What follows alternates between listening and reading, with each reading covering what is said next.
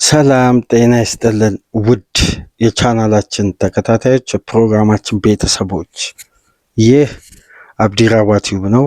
ፕሮግራማችንን ላይክ በማድረግ እንዲጀምሩ፣ አዲስ የሆናችሁ ሰብስክራይብ በማድረግ ለዚህ ቻናል ቤተሰብ እንድትሆኑ፣ እንዲሁም ይህንን ፕሮግራም ከሀገር ውጭ የምታደምጡ የቻናላችን ተከታታዮች የሁል ጊዜ ድጋፋችሁን በሱፐር ስቲከር፣ ሱፐር ቻት፣ ሱፐር ታንክስ ድጋፍ እንድታደርጉ በአክብሮት እየጋበዝን በሮብ ምሽት በተደረጉ የእንግሊዝ ፕሪሚየር ሊግ ተጠባቂ ጨዋታዎች መካከል በዋንጫ ፉክክሩ ላይ ሌላ አዲስ ምስል የገለጠ በምሽቱ ጨዋታ የማንቸስተር ሲቲ የሶስት ተከታታይ ሌላኛው ነጥብ መጣል በምሽቱ ጨዋታ እንግዲህ በኢትሃድ ብራይተን አስተናግዶ ማንቸስተር ሲቲ 1-1 በሆነ ውጤት አጠናቋል። የፔፕ ጋርዲዮላ ቡድን በተመሳሳይ መልኩ እንዳለፉት ሁለት ጨዋታዎች በጨዋታው ላይ መግደል፣ አድቫንቴጅን ከፍ ማድረግ፣ የጨዋታውን ውጤት ማሳደግ በነበረባቸው ደቂቃዎች ትላልቅ እድሎችን ሳይጠቀሙ ቀርተው ወይም አባካኝ ሆነው ባመሹበት የምሽቱ ተጠባቂ ጨዋታ ሌላ ነጥብ፣ ሌላ ያቻ ውጤት ተመዝግቧል። በዚህ ጨዋታ ዙሪያ መነሳት ያለባቸውን ነጥቦች ሰፋ ላለ ደቂቃ ቆይታ እናደርጋለን። የፔፕ ጋርዲዮላ መንሸራተት ለሚካኤል አርቴታ ተጨማሪ ሌላ የነጥብ ልዩነቱን የማስፋት እድልን የፈጠረ፣ የማንቸስተር ሲቲ መውረድ፣ ተደጋጋሚ ነጥብ መጣል ሌላ አዲስ የዋንጫ ፉክክሩ ላይ ለሚካኤል አርቴታ አርሴናል ዛሬ ምሽት በሜዳው ሊቨርፑልን ያስተናግዳል። ሌላ አድቫንቴጅ የፈጠረ ሳምንት ሆኗል።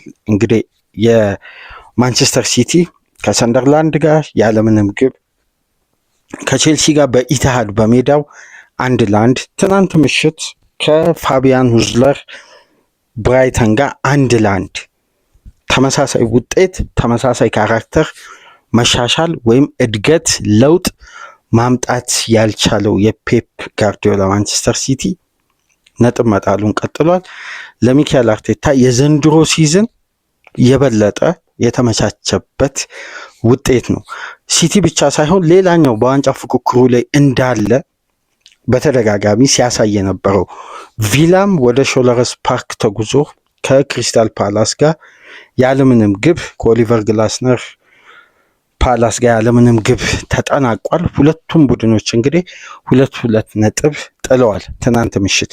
ይሄ ለአርቴታ የተሻለ አማራጭ፣ የተሻለ አጋጣሚ በዋንጫ ፉክክሩ ላይ ገና በዚህ ሳምንት ላይ ሆነን የበለጠ የነጥብ ልዩነቱን አስፍቶ በተረጋጋና ትኩረት ከፍ ባለ መልኩ በዋንጫ ፉክክሩ ላይ የተሻለውን የነጥብ ልዩነት ለመፍጠር ሌላ አጋጣሚ በፕሪሚየር ሊጉ ተፈጥሯል።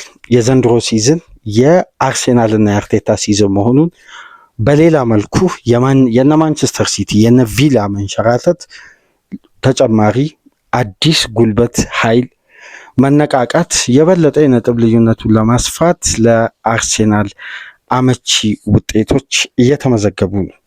የሚካኤል አርቴታ አርሴናል ያለው ጥንካሬ እንዳለ ሆኖ የተፎካካሪ ክለቦች ከጊዜ ወደ ጊዜ እያሽቆለቆሉ መምጣት አሁን አርቴታና አርሴናል በተረጋጋ መልኩ የዘንድሮን ሲዝን በስኬት ለማጠናቀቅ የተሻለ ሌላ አጋጣሚ ተፈጥሮላቸዋል። ጨዋታው እንዴት ነበር? ከዛ በፊት ግን ትናንት ምሽት በርከት ያሉ የእንግሊዝ ፕሪሚየር ሊግ ጨዋታን ጨምሮ በሌሎች ሊጎችም ተጠባቂ ጨዋታዎች ነበሩ። ውስጥ የተወሰኑ ውጤቶችን እናንሳና ከአንዳንድ አጋጣሚዎች ጋር በቀጥታ ወደ ኢትሃዱ ፍልሚያ ምንመለስ ይሆናል። በርንማውዝ ከቶትናም ያደረጉት ጨዋታ በበርንማውዝ 3-2 አሸናፊነት ተጠናቋል። በዚህ ጨዋታ ዙሪያ 2 ነጥብ እናንሳ። አንደኛው የቶማስ ፍራንክ ቶትናም በጨዋታው በማቲያስ ቴል አማካኝነት 5ኛ ደቂቃ ላይ መምራት ቻለ። እዛው እረፍት ሳይወጡ ኢቫኒልሰን እና ክሩፒ ባስቆጠሩት 2 ግብ 2-1 በርንማውዝ ጨዋታውን መቀየር ቻለ። ከእረፍት በኋላ 78ኛ ደቂቃ ላይ ጆዋው ፓውሊኒ ያስቆጠረ 2-2 ሆነ። ጨዋታው ሊጠናቀቅ ጥቂት ደቂቃዎች እየቀሩት 90 ሲደመር 5 ላይ አንቷን ሴሜንዮ የመጨረሻ ጨዋታውን ለበርንማውዝ ባደረገበት የምሽቱ ጨዋታ የማሸነፊያ ግብ አስቆጥሮ በታሪክ አጋጣሚ የሚወሳበት ነገ ዛሬ እንግዲህ በቀጥታ ወደ ማንቸስተር ኤርፖርት ይበራል። ለማንቸስተር ሲቲ በይፋ ኮንትራቱን የሚፈርም ይሆናል። ይሄ ተጫዋች የመጨረሻ ጨዋታውን ምሽት ላይ ያደረገ አስደናቂ ግብ አስቆጥሮ በርንማውዝን ከ11 ተከታታይ ጨዋታ ነጥብ መጣል በኋላ አሸናፊ ያደረገችውን ለሱም በበርንማውዝ ቤት ያለው ቆይታ የመጨረሻ አጋጣሚውን በድልና በጎል ያጠናቀቀበት ምርጥ አጋጣሚ ነበር። በርንማውዝ ቶትናምን 3-2 አሸንፏል። በዚህ ጨዋታ ሌላኛው አነጋጋሪ ጉዳይ ዋነኛው የአንቷን ሴሜንዮ ነው። ከጨዋታው በፊት ትልቁ አነጋጋሪ ጉዳይና ምናልባት ዛሬ ልንሰማቸው ከምንችላቸው ጉዳዮች መካከል የቶማስ ፍራንክ መሰናበት ነው። አሰልጣኙ አንደኛ በውጤት ደረጃ እየቀናቸው አይደለም። ሁለተኛ ደረጃ በዋነኝነት የሚነሳው ከጨዋታው በፊት በነበራቸው የፕሪማች በሜዳ ውስጥም በመልበሻ ቤት ውስጥ በአርሴናል መጠጫ የተሰጣቸው ቡና ነበርና የቡናው መጠጫ ኩባያው በአርሴናል ሎጎ የተቀረጸ ነበርና አላስተዋልኩም ብለዋል፣ አስተባብለዋል። ነገር ግን ቀጥታ ትልቁን ትኩረት ጨዋታው እየተደረገ መወያያ ርዕስ የነበረው ቶማስ ፍራንክ የቶትናም አሰልጣኝ ሆነው በአርሴናል መጠጫ ዕቃ ቡና እየጠጡ ታይተዋል በሚል ቴሌግራፍ ጉዳዩን አጋራ። በቀጥታ እንግዲህ በርካታ ሚዲያዎች ይሄን ነገር እያስተጋቡ ነው የሚገኙት። ምናልባት ከወቅታዊ የቡድኑ ብቃትና ከዚህ ጉዳይ ጋር ተያይዞ ቶማስ ፍራንክ ሊሰናበቱ ይችላሉ። ዋነኛው ጉዳይ ግን የውጤት ማሽቆልቆል ነው በቶትናም በኩል። ብሬንፎርድ እንግዲህ ፈታኙን ሰንደርላንድን 3-0 በሜዳው አሸንፏል። ቪላና ፓላስ ያለምንም ግብ ሲያጠናቅቁ 2 ቀይ ካርድ ከኤቨርተን በቀጥታ በወጣበት የምሽቱ ጨዋታ ወልቭስ እና ኤቨርተን 1-1 ተለያይቷል። ከዚህ ፕሮግራም በኋላ ይዘንላቸው የምንመጣው ፕሮግራም መካከል ፉልሃም ቼልሲን አስተናግዶ 2-1 ያሸነፉበት፣ በቀጥታ የቼልሲ ደጋፊዎች ብሉኮን አውት በማለት የቼልሲ ባለቤቶችን በከፍተኛ ሁኔታ የተቃወሙበትን የክሬቨን ኮቴጅ የፉልሃም ድል የቼልሲን ሽንፈት በተመለከተ ከዚህ ፕሮግራም በመቀጠል የበርንሌ እና ማንቸስተር ዩናይትድ 2-2 የተጠናቀቀበትን ሼሽኮ ሁለቱን ግብ ለዩናይትድ ያስቆጠረበትን በድራማ መልኩ የተጠናቀቀው የኒውካስል እና የሊድስ ዩናይትድ የ4-3 ጨዋታ ውጤት እንግዲህ በትናንትናው ዕለት አስደናቂ ለእግር ኳሱ ቤተሰብ ትዕይንት የነበረ ምሽት ነው። የፉልሃም ከቼልሲ፣ በርንሌ ከማንቸስተር ዩናይትድ ከዛሬ ፕሮግራሞች መካከል ድህረ ጨዋታ ነጥቦችን የምናነሳበት ሌላ የፕሮግራም ክፍላችን ነው። በስፓኒሽ ሱፐር ካፕ ባርሳ አትሌቲክ ቢልባውን በሳውዲ በተደረገው ጨዋታ 5-0 ባርሳ አትሌቲክ ቢልባውን አሸንፎ ወደ ፍጻሜ ማለፍ ችሏል። ዛሬ እንግዲህ ሪያል ማድሪድ ከአትሌቲኮ ማድሪድ የሚያደርጉት ጨዋታ ይጠበቃል። በሴሪያ በዋንጫ ፉክክሩ ላይ እንግዲህ ናፖሊ በሜዳው ከሄላስ ቬሮና ጋር 2-2 ሲለያይ ወደ ፓርማ የተጓዘው ኢንተር 2-0 በማሸነፍ ዳግም ወደ መሪነት መመለስ የቻለበትን እንዲሁም የነጥብ ልዩነቱን ያሰፋበት አጋጣሚ ተፈጥሯል በትናንትናው ምሽት። እስቲ ወደ ኢትሃዱ ፍልሚያ እንመለስ። ለሚካኤል አርቴታ ሌላ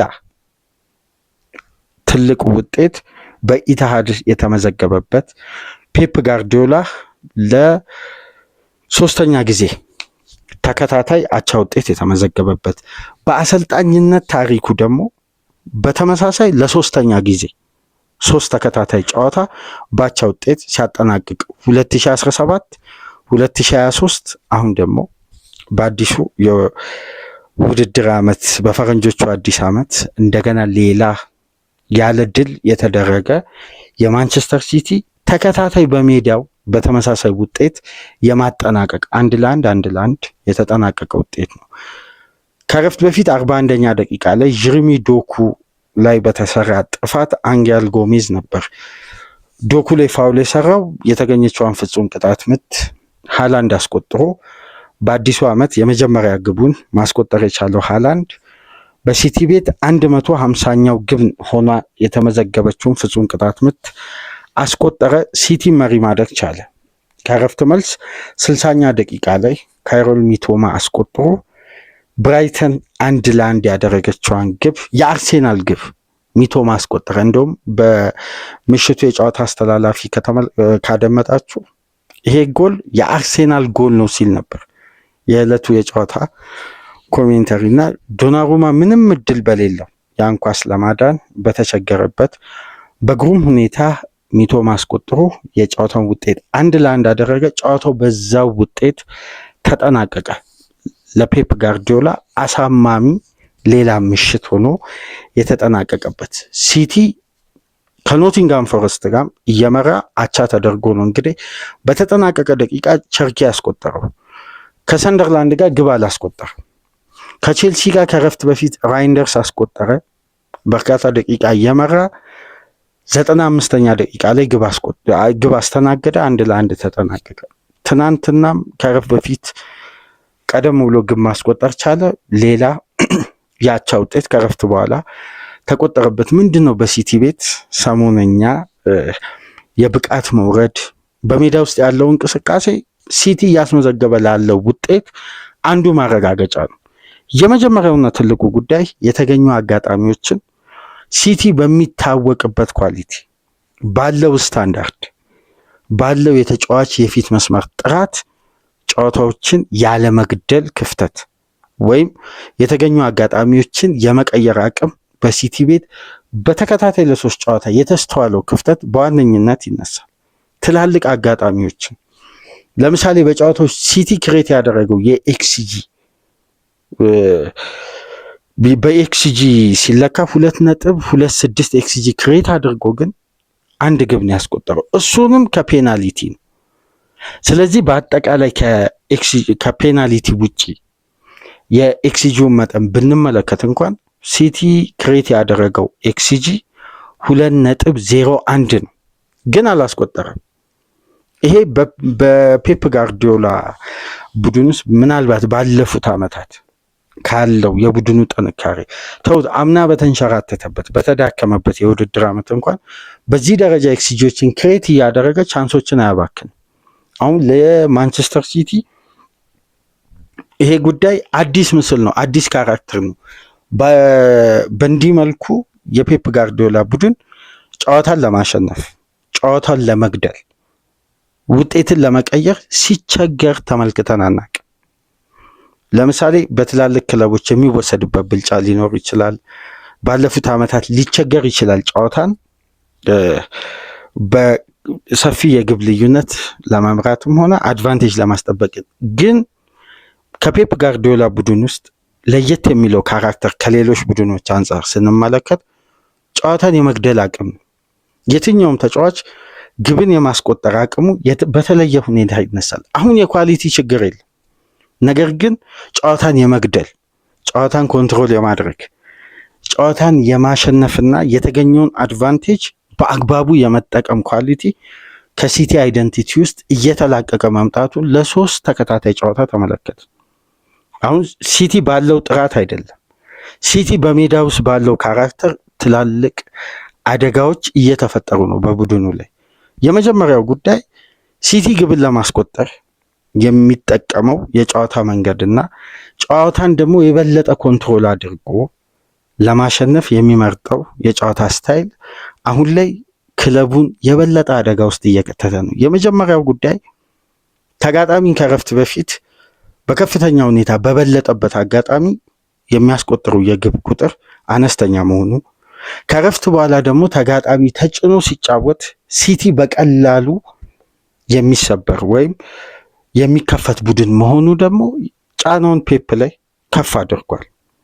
አደጋን ለመፍጠር የሚመርጥበት የጨዋታ መንገድ እና የተፈጠሩ አደጋዎችን ወደ ግብ የመቀየር አቅም የወትሮ አይነት የማንቸስተር ሲቲ አይደንቲቲ ላይ አይደለም የፔፕ ቡድን የሚገኘው። ነገር ግን የተለያዩ ምክንያቶች ለምሳሌ ቼልሲው ጨዋታ በበለጠ በዚህ ጨዋታ አንዳንድ ምክንያቶች ሊነሱ ይችላሉ። በጉዳትና በአፍሪካ ዋንጫ ውድድር ምክንያት በአጠቃላይ 9 ተጫዋቾችን አጥቷል።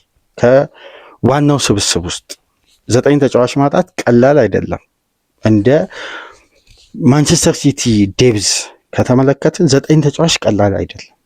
ነገር ግን በምሽቱ ጨዋታ ለምሳሌ ፔፕ ኒኮ ራይሊን ቤንች በማድረግ አኬን ወደ ግራ ፉልባክ በማውጣት አዲሷን ልጅ ወይም በውሰት ሰኞ ጠዋት፣ አሁን ዛሬ ሐሙስ ነው፣ ሰኞ ጠዋት ከዋትፎርድ በስምምነት ውሰት ላይ የነበረውን አሊያን የመለሱበትና በአንዴ ሮብ ምሽት ተጫዋቹን ቋሚ አድርጎ ነበር ከአብዱል ከሪም ኩሳኖቭ ጋር ማሰለፍ የቻሉ በቀኝ ተመላላሽ ቦታ ማቲያስ ኑኔስ። ነገር ግን ሁለቱ ሴንተር ባኮች በሊጉ ያላቸው ኤክስፒሪየንስ፣ በሊጉ ያገኙት ደቂቃ ተውት ተጣምሮ ለመጫወት እንኳን አብሮ በጋራ የቆዩት በቅድመ ውድድር ጊዜ ዝግጅትና ከትናንት በስቲያ ማክሰኞ ዕለት ነበር በትሬኒንግ ላይ ፔፕ ሁለቱን ተጫዋቾች የሞከረው። በአንድ የሮብ ምሽት ሪስክ ወስዶ በሁለቱ ነው የጀመረው። ምንም እንኳን ብራይተን ያለ አጥቂ መግባቱ ለሲቲ ሌላ የጨዋታ አድቫንቴጅ ቢሆን፣ ምክንያቱም ማንቸስተር ሲቲ እንደ ሌላው ቡድን አይደለም ጥንካሬው። የትኛውንም አጋጣሚ ተጋጣሚ የሚሰጠውን ክፍተት በአግባቡ የሚጠቀም ቡድን ነው። ዌልቤክ አልተሰለፈም። ሌሎች የአጥቂ ክፍል አማራጮች በብራይተን በኩል አልተሰለፉም። ስለዚህ ተከላካዩ ላይ የሚፈጠር የበለጠ ጫና የለም። ስለዚህ ሁለቱ ሴንተር ባኮች ትላልቅ ሪስክ ያላቸውን የሜዳ ውስጥ እንቅስቃሴ ወይም ከፍተኛ ጫና አልተፈጠረም። ነገር ግን ሲቲ በመጀመሪያ 20 ደቂቃ በጨዋታ ውስጥ አለመረጋጋቱ ብራይተን ሁለት ትላልቅ አጋጣሚ በነ ጆርጂኒዮ ሩተር አማካኝነት አግኝቶ አልተጠቀመም። ከዛም በኋላ ባሉት የጨዋታ ክፍለ ጊዜዎች ሲቲ የተሻለ ጥረት አድርጎ በነ ዶኩ፣ ሃላንድ፣ ፎደን፣ በርናንዶ ሲልቫ ጥረት ነበር ፍጹም ቅጣት መቷ ተገኝታ ሃላንድ አስቆጥሮ አድቫንቴጅ ወስዶ ወደ እረፍት የወጡት።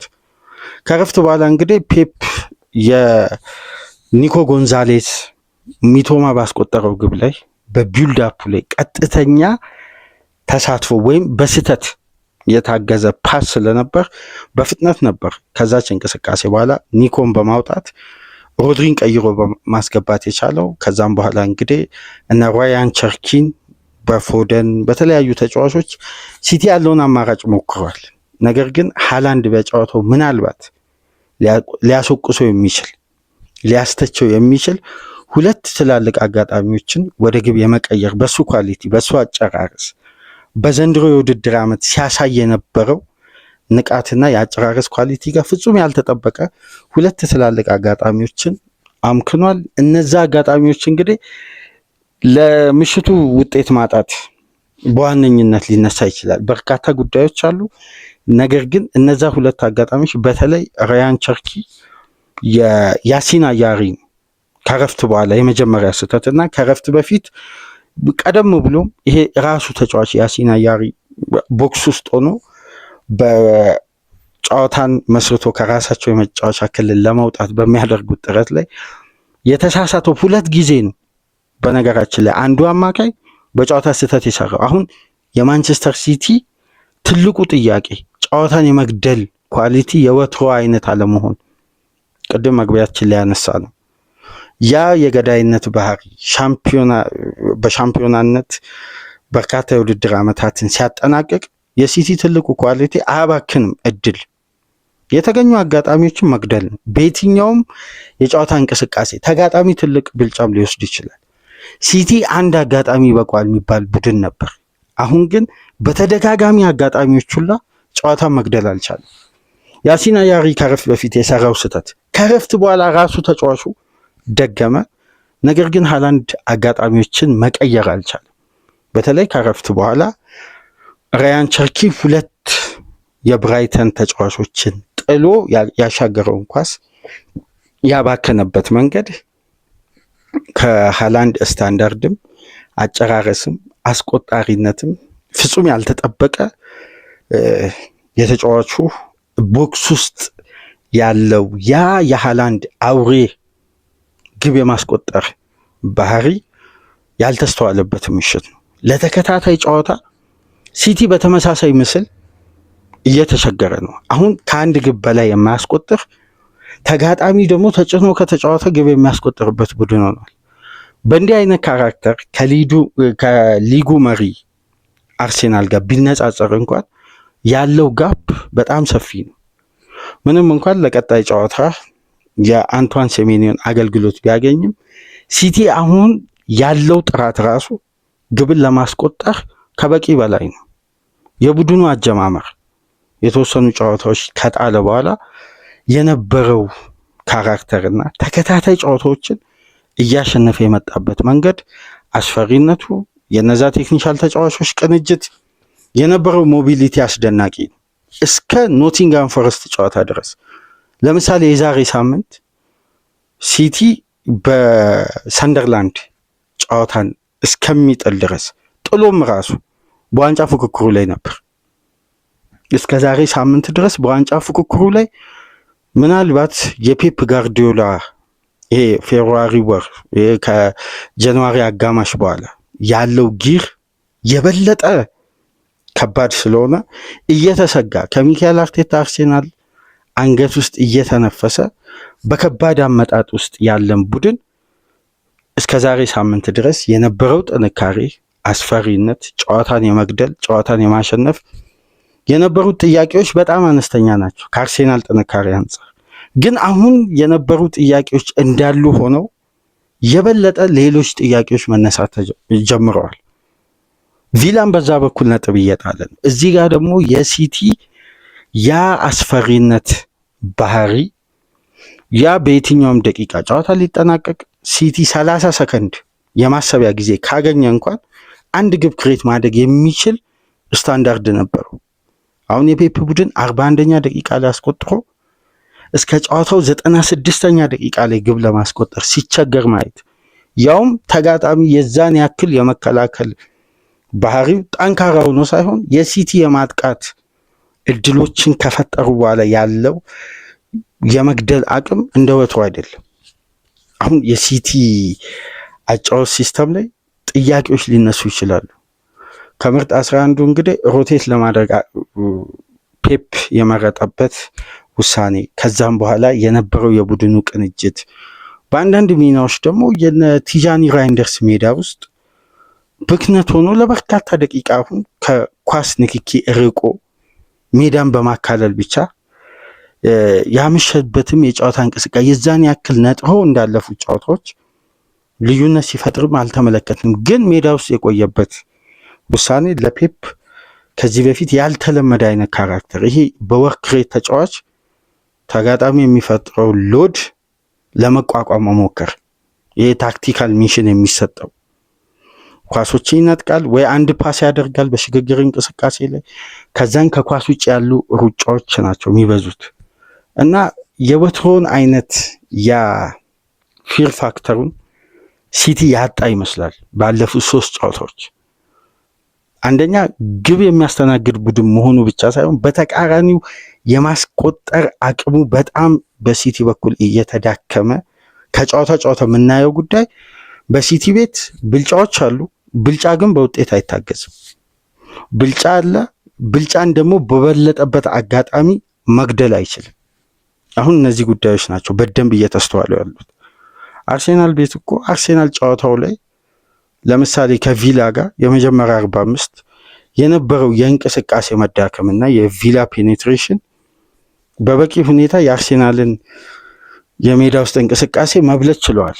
ግን አጋጣሚን አድቫንቴጅ ከራሱ ቡድን ብቻ ሳይሆን ተጋጣሚ የሚፈጥረውንም አጋጣሚ በመጠቀም አርሴናል የተሻለ እንደሆነ የምንመለከተው የኦናና መውጣት የአማካዮችን ቁጥር ወደ ተጋጣሚ የመጫወቻ ክልል የበለጠ ጠጋ ብለው በሃይ ፕረስ እንዲጫወቱ አደረገ። በፍጥነት ነበር የጨዋታውን አድቫንቴጅ ለመውሰድ ካላቸው ጥንካሬ ነው የጀመረው ከሴት ፒስ።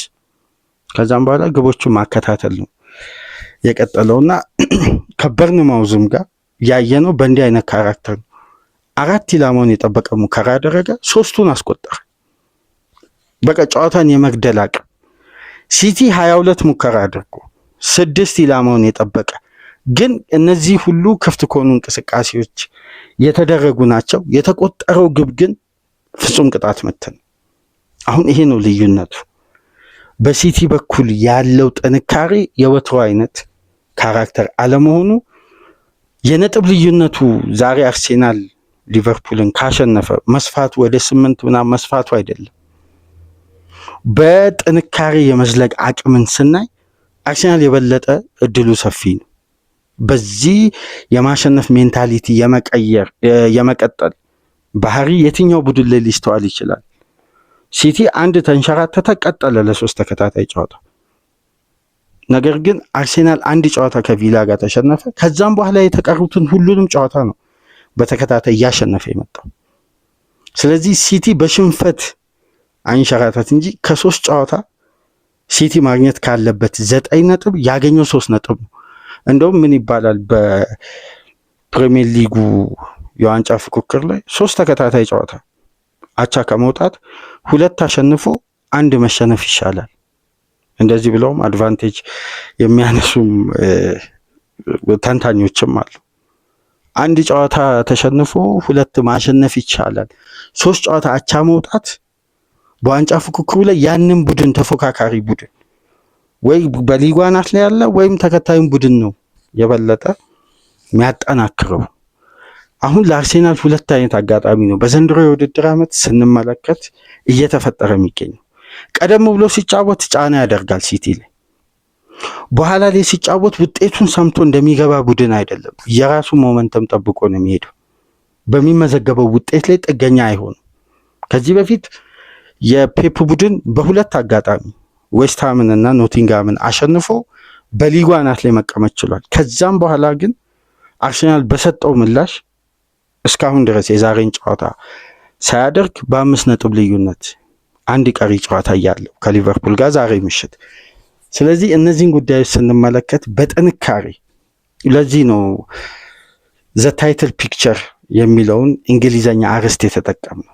አሁን የዋንጫውን ሙሉ ምስል ስንመለከት በጥንካሬ በኮንሲስታንሲ እያሸነፈ ለመዝለቅ ያለውን አቅም ለመጠቀም እዚህ ጋር የተጫዋቾች ጉዳት፣ የኳሊቲ እጥረት፣ 9 ተጫዋቾች ከሜዳ ውጪ መሆናቸው በተለያየ ምክንያቶች እንዳለ ሆኖ ግን የፔፕ የፊት መስመር ተጫዋቾች የነበራቸው ስታንዳርድና ጨዋታን የመግደል አቅም በዚህ ሳምንት ውስጥ ከዛሬ ሳምንት ቀደም ብሎ በነበረው ባህሪ ውስጥ አለመዝለቃቸው ነው አሁን ትላልቅ ጥያቄዎች እንዲነሱ ያደረገው። የዛሬ ሳምንት ከሰንደርላንዱ ጨዋታ በፊት ሲቲ የዋንጫ ተፎካካሪ ጠንካራ ቡድን የማንሳትን ፕሮባቢሊቲ ያለው፣ አርሴናል አንድ ከተንሸራተተ ፔፕ መሪነቱን ከያዘ አይለቅም በሚል ትንተና እየተሰጠ ከአንድ ሳምንት በኋላ ዛሬ ሊሆነን ስንመለከት ሲቲ በአንድ ሳምንት ውስጥ ያደረጋቸውን 3 የፕሪሚየር ሊግ ጨዋታ፣ አሁን 3 ጨዋታ ብቻ መሆኑ አይደለም 2 የሜዳን አድቫንቴጅ ነው ያባከነው። 6 ነጥብ ማግኘት የሚገባውን 4 ነጥብ ነው ያገኘው። 4 ነጥብ ነው የጣለው፣ 2 ነጥብ ብቻ ነው ያሳካው። እነዚህን ጉዳዮች ስንመለከት የፔፕ ቡድን ሽግግር ላይ እንዳለ፣ ይሄ ሽግግር ደግሞ እንዳላለቀና ዋንጫን ለማንሳት ከሊጉ መሪ አርሴናል ጋር ያለው አቅም በብዙ መልኩ ሲነጻጸር የአርሴናል ጥንካሬ አሁን ካለው ማንቸስተር ሲቲ በብዙ ርቀት። እዚህ ላይ የቡድኑ 2 ቋሚ ሴንተር ባክ 3ኛም ተመራጭ በጉዳት እነ ኤንትኑሪ ወደ አፍሪካ ዋንጫ በሄዱበት፣ አማራጩ ፔፕ በተዳከመበት፣ እንግዲህ እንደነዚህ አይነት ውጤቶች ደግሞ ሲጨመሩ ምናልባት በአጭር ጊዜ ቶሎ ሪከቨር ለማድረግ ሲቲ ግዢ ብቻ ሳይሆን የበለጠ የቀድሞ አይነት የገዳይነትን ባህሪ መላበስ አለበት። በጨዋታ በአንድ አይነት መልኩ እድሎች ሊፈጠሩ ይችላሉ፣ ግን ሲቲ ከነበረው አማራጭ ከነበረው የማጥቃት እንቅስቃሴ አንጻር አንዳንዴ ያ የሲቲ አስፈሪነት 2-0 እኮ እስከ 60 ደቂቃ ድረስ እስከ 70-80 ደቂቃ ድረስ ሲቲ ቢመራ በዛ ውጤት ይጠናቀቃል ተብሎ አይጠበቅም፣ ጨዋታው እስካላለቀ ድረስ። ለምን የተወሰኑ የማሰቢያ ደቂቃዎችን ካገኘ ያ ቡድን ጨዋታ መበታተን ይችላል። የነበረው ያ ኳሊቲ ያ ፊክ ፋክተር እንግዲህ አሁን ከቡድኑ ጋር አይደለም። እሱን ነው እየተመለከትን ያለ ነው። በሜዳ ውስጥ የሲቲ ያ ጥንካሬና ያ ጨዋታን የመግደል አቅም ከቡድኑ ጋር አይደለም። ነገር ግን አንዳንድ ስታቶችን ስመለከት በጣም ካስገረሙኝ ስታቶች መካከል በፔፕ ጋርዲዮላ የአሰልጣኝነት ታሪክ ውስጥ እንደ ፋቢያን ኑዝለር ትልቅ ሪከርድ ያስመዘገበ አሰልጣኝ የለም። የመጀመሪያ 4 ጨዋታ እኚህ ጀርመናዊ ከፔፕ ጋርዲዮላ ጋር ባደረገው ያለፉት 4 ጨዋታዎች ውስጥ ምንም አይነት ሽንፈት አላስተናገደም። 2 ጨዋታ አሸነፈ፣ 2ቱንም በሜዳው፣ 2 አቻ ወጣ፣ 2ቱንም በኢትሃድ። የሜዳውን አድቫንቴጅ ያስጠብቃል። ዘንድሮ እንደምታስታውሱት ሃላንድ አግብቶ እየመሩ ከረፍት በኋላ 2-1 ቀይሮ ያሸነፉበት። በዚህኛውም የምሽቱ ፊክስቸር ሃላንድ አስቆጥሮ እየመሩ እንግዲህ ከረፍት በኋላ ሚቶማ አስቆጥሮ ሲቲን ነጥብ አስጥሎ የአርሴናልን ግብ ነበር እንደ ኮሜንታተሩ በምሽቱ ጨዋታ ሲል የነበረው ይሄ ጎል የአርሴናል ግብ ነው። ሚቶማ በግሩም ሁኔታ ነበር ማስቆጠር የቻለው። ለማንኛውም ለፔፕ ጋርዲዮላ ጊዜው ጥሩ አይደለም።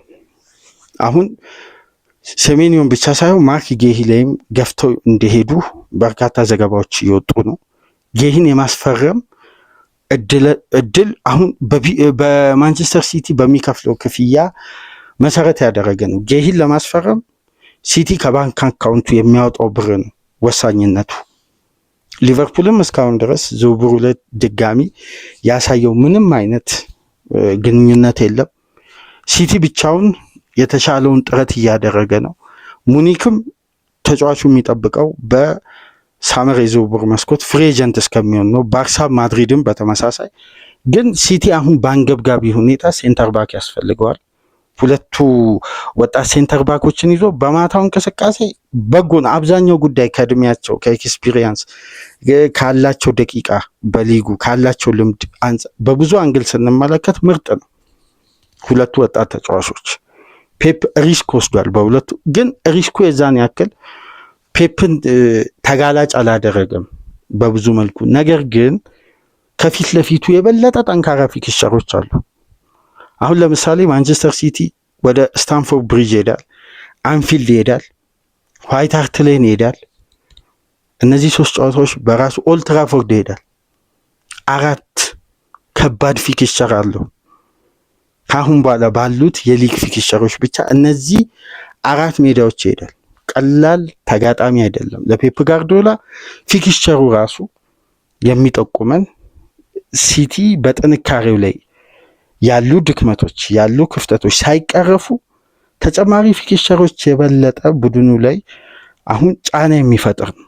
ፔፕ በእንዲህ መልኩ በማይታወቅበት ካራክተር እንግዲህ ጨዋታዎች ላይ ነጥብ እየጣለ ከሊጉ መሪ ያለውን የነጥብ ልዩነት ያጠባል ተብሎ በብዙ መልኩ የተጠበቀበት የሰንደርላንድንና የቼልሲን ጨዋታ በቀል ብራይተን ላይ ይወጣል ሲባል እንግዲህ ተመሳሳይ ውጤት፣ ተመሳሳይ ካራክተር፣ እንቅስቃሴ፣ በርካታ ጉዳዮች በተመሳሳይ መልኩ በተጠናቀቁበት የምሽቱ ጨዋታ ሲቲ ሌላ ነጥብ ጥሏል። 1-1 በኢትሃድ ተለያይቷል። ይሄ ለአርሴናልና ለሚካኤል አርቴታ ትልቅ ድል ነው። በበለጠ ደግሞ የዛሬ ምሽቱን ጨዋታ በድል የሚወጡት ከሆነ የነጥብ ልዩነቱ ወደ 8 የማስፋት አጋጣሚ የሚፈጠር ይሆናል። ለማንኛውም የኢትሃዱን ፍልሚያ የሲቲን ነጥብ መጣል ከብራይተን ጋር በእንዲህ መልኩ ተመለከትን። እስቲ በአርሴናል እና ሊቨርፑል ቅድመ ጨዋታ ግምገማ ከዚህ ፕሮግራም በመቀጠል ይዘንላችሁ እንመጣለን። በሶስተኛ ክፍል ፕሮግራማችን እንግዲህ ትኩረት የምናደርገው ብሉ ኮል የተሰማው ከፍተኛ ትችት፣ የክሬቨን ኮቴጅ ሽንፈት ለቼልሲዎች በበርንሌ የ2-2 ያቻ ውጤት ያስመዘገበው የማንቸስተር ዩናይትድን ጨዋታ በተመለከተ እንግዲህ 2 ፕሮግራሞችን አከታትለን ወደ እናንተ ይዘን የምንመጣ ይሆናል። ላይክ እያደረጋችሁ አድምጡ። አዲስ ከሆናችሁ ሰብስክራይብ በማድረግ ቤተሰብ እንድትሆኑ፣ ይህንን ፕሮግራም ከሀገር ውጭ የምታደምጡ ድጋፋችሁን በሱፐር ስቲከር፣ ሱፐር ቻት፣ ሱፐር ታንክስ ለቻናላችን ድጋፍ እንድታደርጉ በአክብሮት እየጋበዝን በአርሴናል ሊቨርፑል ቅድመ ጨዋታ ግምገማ እስከምንመለስ ድረስ ሰላም ቆዩ።